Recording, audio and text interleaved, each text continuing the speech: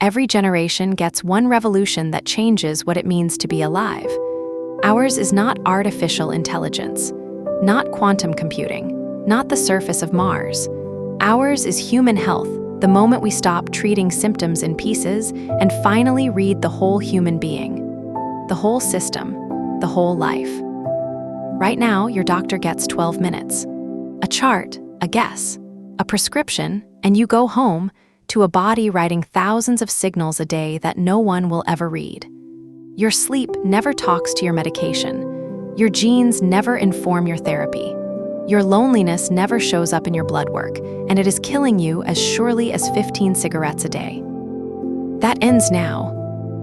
Imagine it, 1 million people, not patients, volunteers, each choosing to share the patterns of their lives. Their sleep, their heart rhythms, their medication responses, their connections, their genetic code, not surrendered to a corporation that sells them, given to a system built to save lives with them. That dataset does not exist anywhere on Earth. No hospital has it, no government has it, no tech giant has it. Kensora is built to create it. Every journal entry is a thread. Every mood check-in, every hard week, every sleepless night, a thread. 1 million threads become a fabric. 10 million become a new kind of medicine. The breakthroughs were never going to come from guessing. They come from reading the pattern across millions who lived it and finding what actually worked. Be honest about what mental health care is today, medieval. A clinician asks how you've been, you try to remember, they adjust a dose. Come back in 6 weeks, an entire field running on self-report and memory, the two least reliable instruments in medicine. Now picture the alternative. Truth gathered continuously and quietly. Real biometrics. Mood traced across years, not recalled across weeks. A psychiatrist who walks in already knowing your heart rate variability fell 3 weeks before your last episode. That your sleep shattered first. That your journal went silent first. So they act in week 1, not week 8. That is not a better appointment. That is a different category of care. And the body keeps the same secrets. Cancer kills because we find it late. Heart disease kills because we read the signals wrong. Chronic illness bankrupts families because no one connected the dots until the dots became a diagnosis. But hidden in the rhythms of enough lives, the patterns are already waiting. The signature a cancer may write months before a scan can see it. The shift in a heartbeat that comes long before the event. The sleep that whispers about the mind, years ahead. This is not science fiction. The data already exists, scattered across 1 billion wrists and pockets and nightstands. What does not exist is the system that reads it together, with consent, with trust, with rigor. Kensora is being built to be exactly that system. Then there is the revolution medicine keeps leaving in a drawer, your own genome. Your DNA already holds clues to which medications will likely work for you, which will quietly fail, and which could do harm. Most people will live and die without ever knowing, because no one connected their genetic test to their prescription pad. Imagine connecting them. Your genome, your history, your real responses in one place. Care built on your biology, not the average of strangers who were never you. A visit where the physician already knows how your body metabolizes, what your whole life has been saying. That is not a better appointment. That is a different civilization. And then, the vital sign we never took.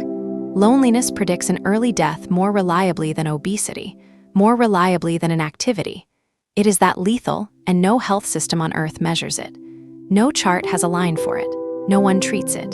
Kensora treats your people as part of your health, because the person whose depression grows from isolation needs something profoundly different than the one whose depression grows from broken sleep, or trauma, or chemistry. Today, medicine treats them as the same person. They never were.